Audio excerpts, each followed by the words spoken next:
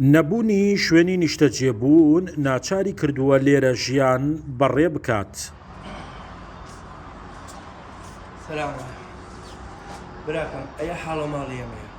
نەعمان دانیشتووی بینای لیوانڕەشەکەی کەلارە و لە چوارچێوەی دوو ژووری بیناکە لەگەڵ خێزانەکەی دەژی و لە چاوەڕوانی ئەوەن حکوومەت بە پێدانی پارچە زەویەک قەرەبوویان بکاتەوە و لێرە ڕزگاریان ببێت.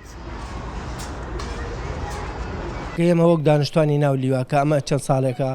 ئێمە خۆتان باشە زانن چەند جارێکە راپۆرتمان کردە بۆ ئیدارەی گەرمیان و شارەوانی و ئەوەی کە دەوارەکان ناو شارەیە سە خۆشبەختانە کتابێکیان بۆمان کردە بۆ زەوی لە بەردەستی شارەوانی کەلارەیە کتابەکەمان چۆ بۆ ئەنجومەنی وەزیران ئەمە چەند مانگێکە هەر ئەمڕۆ بەیانیمان پێکەن ئێمڕۆ بەیانیمان پێکەن ئێمە خۆ دەزانیەوە بەر و وەرزی زستانە ڕۆین زستانیش ئێمە سوور دەزانینەمە ڕۆخێتە سەرمانە. لیوانڕەشەکە بینایەکی کۆنی سەردەمی ڕژێمی لە ناوچووی بەعسە و ڕووبەرەکەی 8,000 مەتر چوارگۆشەیە و نزیکەی 150 خێزان باهۆی نەبوونی شوێنی نیشتەجێبوونەوە تێیدا دەژین. کێشەم خەڵکە خراپی گوزەران و حاڵە لە شوێن و جێ ئەم خەڵکە خراپ یعنی سەقفەکەی ڕووخاوە دیوارەکانی درزی بردووە لە دوای مەرزەکەەوە یعنی لە هەموو کاتێکە ئەگەری ڕووخانی کارەساتی مرۆیی هەیە کارەساتی مرۆی بۆ جۆرەی کە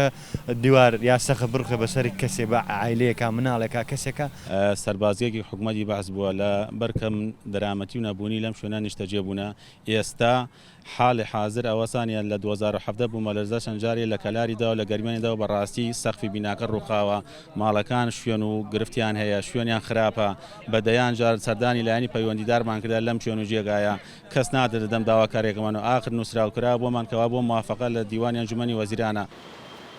سەرۆکی شارەوانی کەلار دەڵێت داواکاری دانیشتوانی ئەو جێگەیەمان ناردۆ بۆ ئەنجومەنی وەزیران و لە هەوڵی بەردەوام داین بۆ ئەوەی بە پێدانی پارچە زەویەک قەرەبوویان بکەینەوە. لە ڕابردووە ئێمە ڕێکارەکانمان بۆ تەواو کردوون کە بەداخەوە لە یاسای ئەمەی بەخاوەنکردنی ئەو کەسانی کە خانووی زیادەڕەویان هەیە نەتوانرا جێ بکرێتەوە هەموو وردەکارێکامان ناردۆ بۆ وەزارەتی شارەوانی لەوێ ئاراستەی سەرۆکایەتی ئەنجومەنی وەزیران کراوە دوجار جارێکتر داوای ڕوونکردنەوەیان کرد بۆ تەفاسیلی زیاتر هەموو وردەکارێکامان ناردۆ بۆ سەرۆکایەتی ئەنجومەنی وەزیران.